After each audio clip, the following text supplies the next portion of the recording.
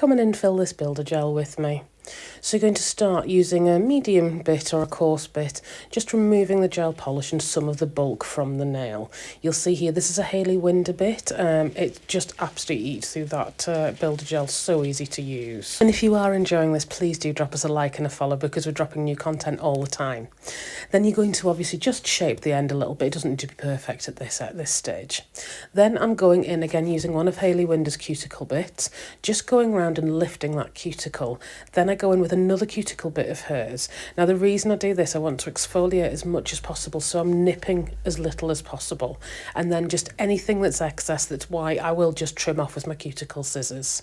Then I'll go in with a very low grit sanding band and I'll just take the shine off. That mini sanding band was from Katie Barnes, by the way. Then I will dehydrate, prime, all that good stuff, and then I'll go in with a base coat. I'll cure the base coat. I'll make sure it's really scrubbed into the nail first though. Once that's cured, I'll go and I'll do a slip layer, and then I'll just gently float that gel polish down the nail. This one's called Clarity. It's from Jellifique and it's perfect. My client has a really busy life, very active, and I find her nails last really well with this.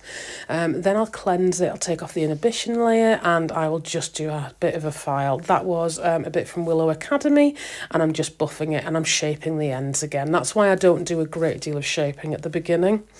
Then I go in with a base coat. You don't need to, but I just like to. And then I'll go in with my colour. I wanted to show the black here because I know how difficult black can be to work with.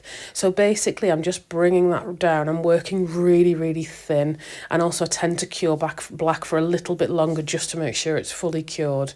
I always take a detailer brush and I'll just go around the cuticle to try and get as close as possible.